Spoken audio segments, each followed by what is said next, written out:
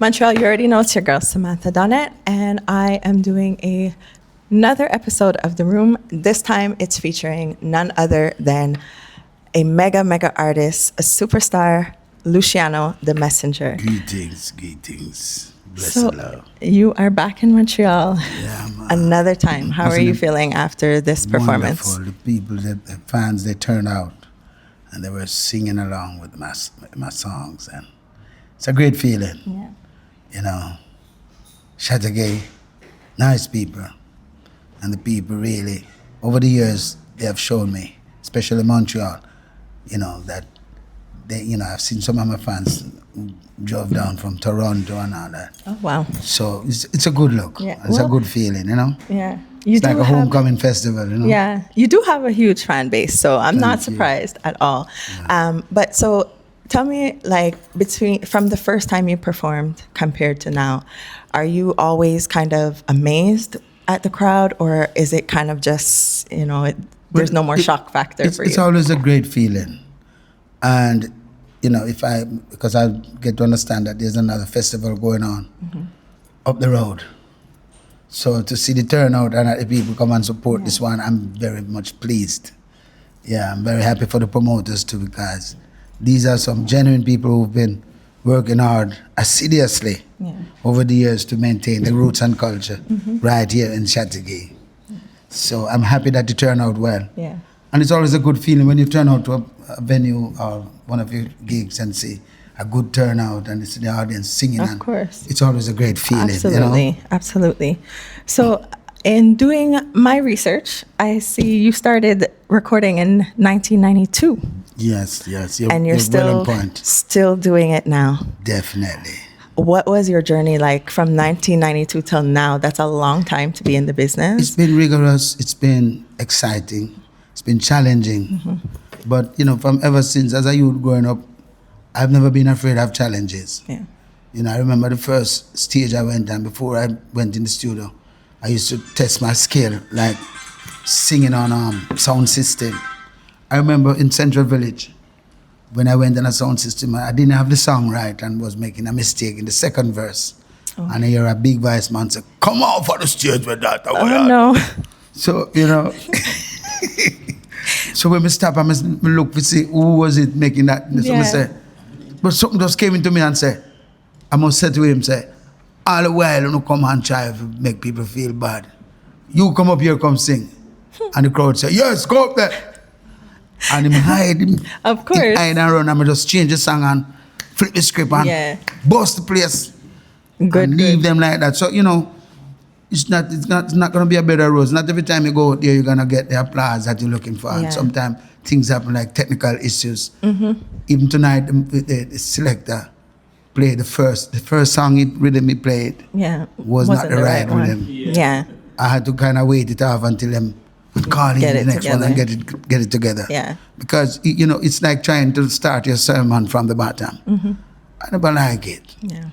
And today we did sound check and I explained to him that I wanted Sweep Over My Soul to be the first track. Yeah. I don't know what happened, if he was drinking or something, Probably he's tired too. Things happen. It could be tired too. Yeah. Things happen. I know it gets a little confusing. I never really bash him on the stage. Yeah. I just walk out and do my thing, Yeah. Well, but I corner eye in meantime, That's okay. But you remain professional, so that's good. Yeah, this is a business. You have to be very professional. Yeah. And you have to have also a sense of humor. Of course. That's important. Otherwise, you get mad and jump off a stage and go home crying, Yeah. So tell me a little bit about your faith and Rastafarianism. I know you weren't born into a Rasta family. So what was the transition like for you? Well, I grew up in the church. My father was an evangelist. My mother was a spiritualist. So it took a time. But all this time, I was always a reader. I was always reading about my roots and checking out my history and so on. Reading books on Marcus Garvey and also African history. I'm deep into my history. Okay. So from ever since, even reading my Bible, I was always gravitating to the rootical, like like when you read about Ethiopia, because Ethiopia is mentioned in the Bible about 62 times. Wow. And it was really fascinating to me. I became very interested and curious, wanting to know, why What what is so much about this place, why Yeah. Ethiopia was mentioned 62 times in the Bible. I Yeah. said, wow. There's gotta from be a then- reason. Yeah, so from then on I started researching the history Yeah. and realized that Solomon, the dynasty of Solomon is in Ethiopia. So His Majesty Emperor Haile Selassie is the 225th Emperor of Ethiopia. Mm-hmm. So when I check it out, I say, okay, it's from the same lineage, King David, King Solomon, Yeah. and Queen Makiba, you know. So as who begot Menelik. So I said, wow. So I realized that this history and even the biblical history is intertwined with our roots. Mm-hmm. So hence, by reading and studying, I have matured into Rastafari Yeah. tradition. This is how the faith has come to me. Yeah. And how did your family react when you? Well, my mother was not surprised because for some reason my mother was a kind of roots lady. Okay. And she used to love her herbs and boil her bushes Yeah. and things. Okay, so it wasn't too much of a shock then. My father passed away when I was 10 years old. Wow. So he didn't get to see the transition. Mm-hmm.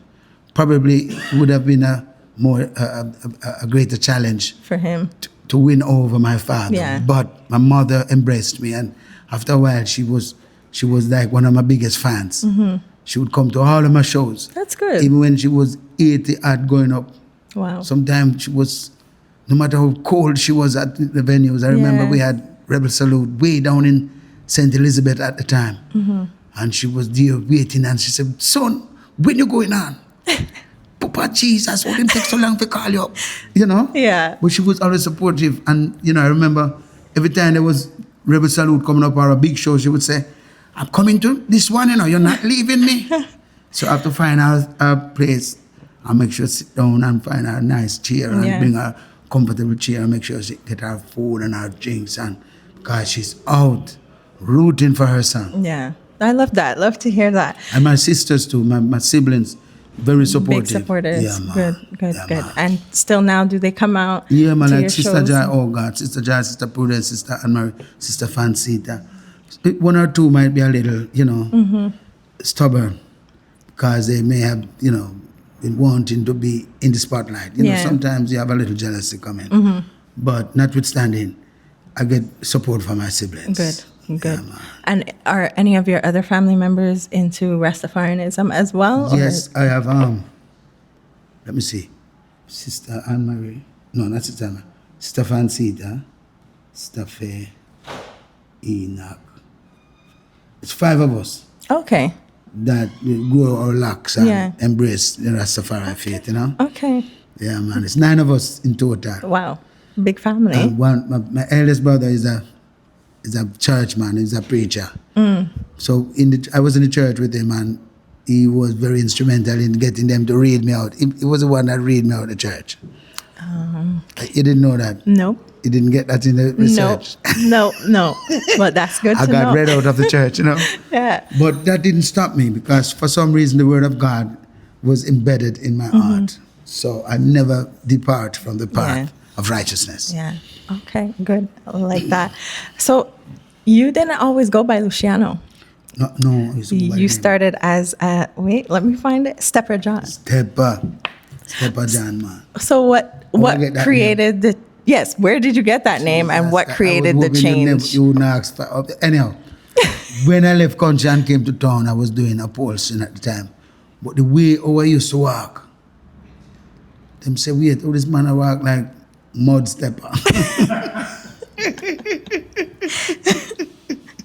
So you had a walk about you. So we never like this. But so they used to call me stepper. They take me, I pray I said, do God. But them take off the mud off of it and say, so they used to call me stepper. But I couldn't just go and tell a producer or a promoter, say, my name is Stepper. Because them days, when I tell a man, say, your name Stepper, the man, them look upon you different, like you is a bad man or something, you know? Yeah. So I put Stepper John to it. Like, instead of Johnny Walker, you have Stepper John. Yeah. So I just coined a name which I found fascinating at the time. But as time progressed, I realized I needed a different change, because for some reason, some producers wasn't gravitating towards that name, Stepper. I mean, I told them that I was from Central Village again. So, back to the name, Stepper. So it was Mr. Harris, because we used to hang around Grove Road at the time, where 809, Mr. Dean Fraser would be rehearsing with his band. They had them great musicians like Mr. Dean Fraser. You had Firehouse Crew would go there. You had also Mr. Bopio and strings. And, from time to time I would go there. Mr. Home Harris had an office there. And he was the one who kind of gave me that name, Luciano. Yeah, because I came to him one day and I said, man, Mr. Harris, I want to change the name, man. So he said I should have a list. I had a list of names. Yeah.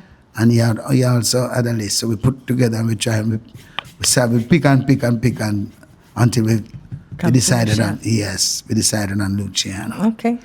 And was there a meaning behind that? Well, the name Luciano, I realize is a name, a lot of people in Italy have that name, And it's the meaning, it's Lucia is a prefix which means light. So Luciano is bearer of the light. Okay. And, it has spiritual connotations. But as time progressed, and I realized I did the Messenjah album. After a while, the Messenjah title stuck onto me. Yeah. I'm glad for it because, it's fitting. I realized it's really fitting, and I realized my purpose that we are children of the Most High God, and our talent that God has given us is to really inspire people, and we have a message in our music. Yeah. So your first album, Moving Up, tell me a little bit how that came together. What was the inspiration behind that album? Well, I was shopping around to find producers. I did a couple of songs. I did some production with Mr. Freddie McGregor, which was Shake It Up Tonight, which went big. And I did also some works with Sky Eye from Mama Productions. And there was an album we did, Don't Get Crazy. Those albums never got highlighted until I was with Exterminator. But really and truly, Shake It Up Tonight went big as a single in the UK for about 8 weeks on the Black Echo charts. So that really gave me an international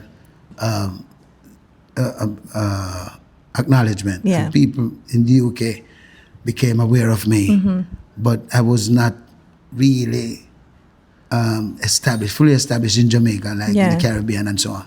So when I met with Mr. Philip Burrell from Exterminator label, that's when we did the Moving Up album. Certain songs that the people start listening and open up their ears to. Yeah. Well, they always say sometimes it takes a little longer where you're from more than anywhere else to get the recognition. So part of life, part of the journey. Yes. So as a roots reggae and conscious reggae leader,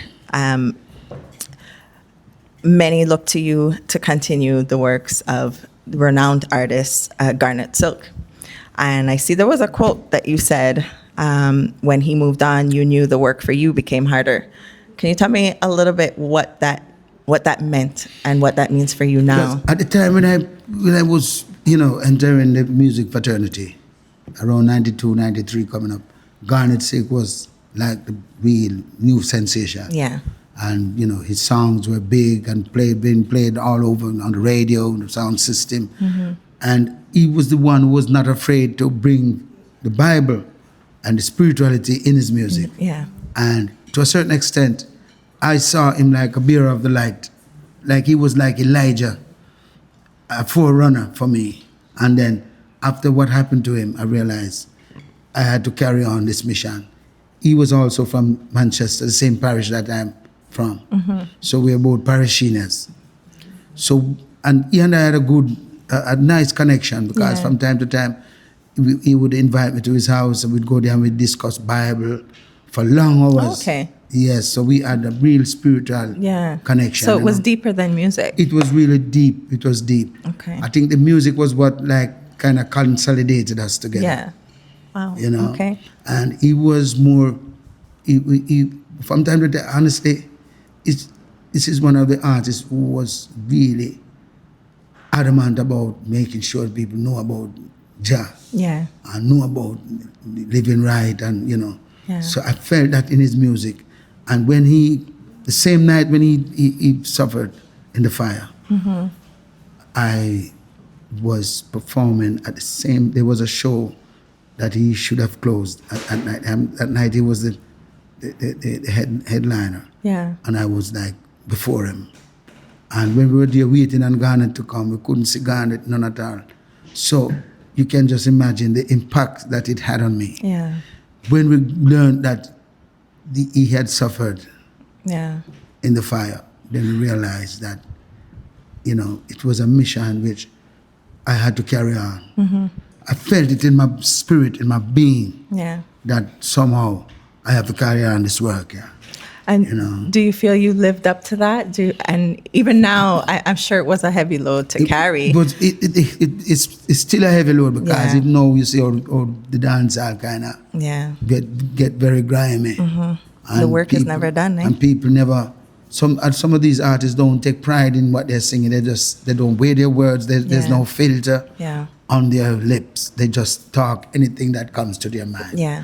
And it's really heart-rending sometimes to see how the morality of the music has gone to a level where people have lost their sanity, and the type of things that we see that they promote, in the dance hall. It's really, it's heart-rending. Yeah. And I know right now, Garnet Silk and Bob Marley, Peter Tosh and all these great, them turning them grave, even, Dennis Brown and all these greats.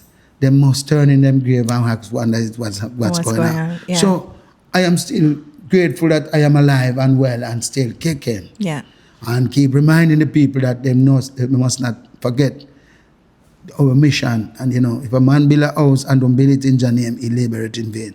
So no matter how a man singing, if you're singing all these songs and you don't sing with love of God or with charity for the people, you're like a timbrel or and thinking some symbol that making pure nice. Yeah. Because music is nice, but music with message is even sweeter. Yeah. I commend you for that. Thank you. Yeah. Thank you.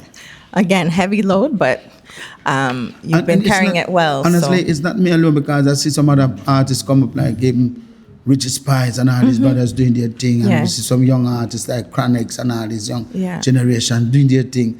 It's a Bushman doing his thing, and a couple of artists, that embark on the road and you see like Highway and all these brothers. They're doing their thing. They're burning the fire. Yeah. Some of them kind of mixing up.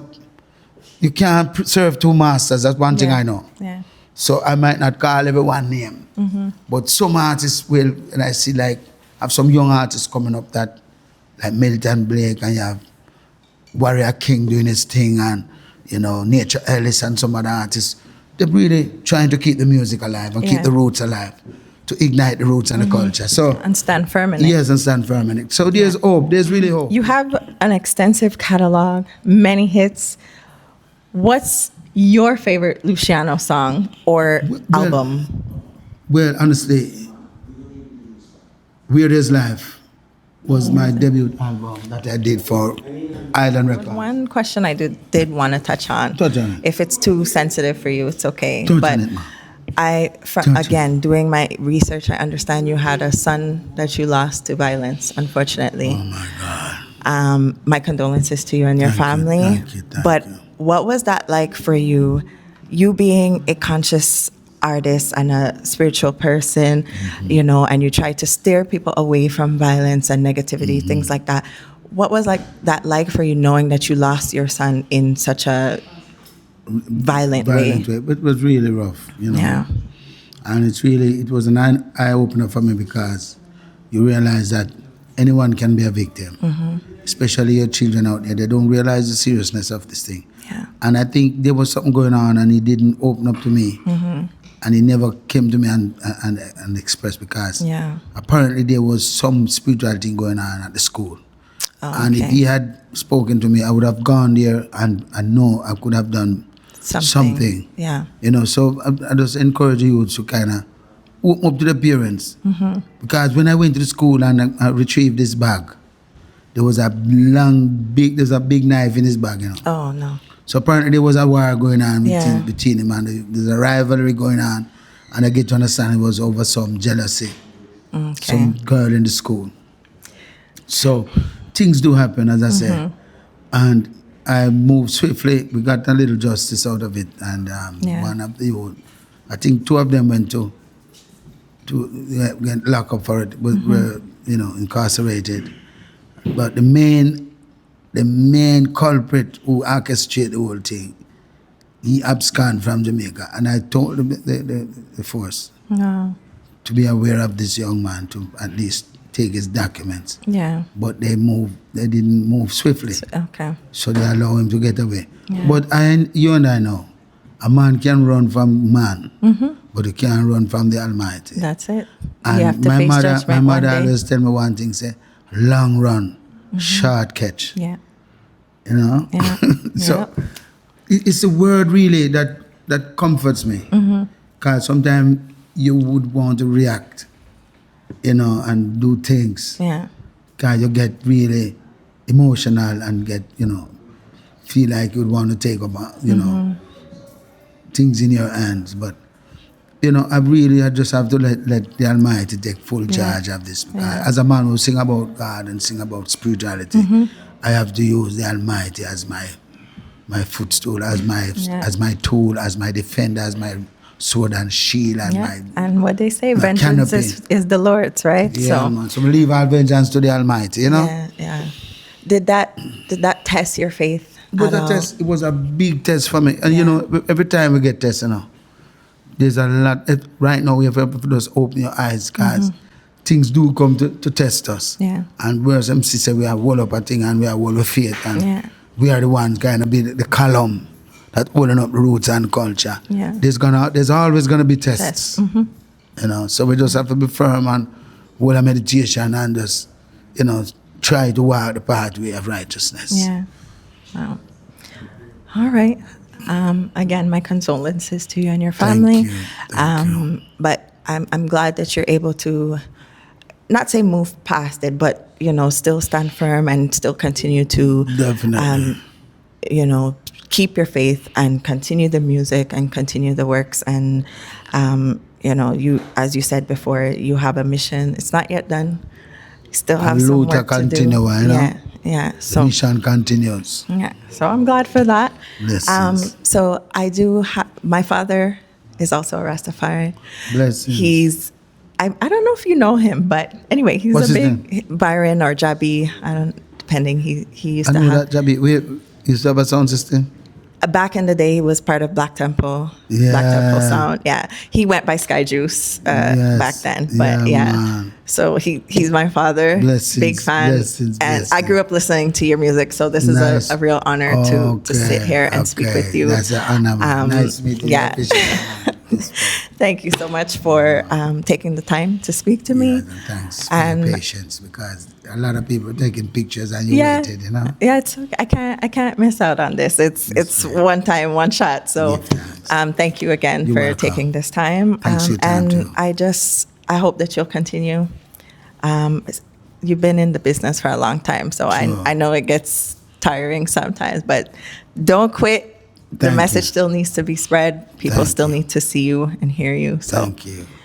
Again, Blessed love. We'll hope to see you back in Montreal sometime soon again. Thank you. Thank you. Thanks for having me. Blessed love. You keep up the great work.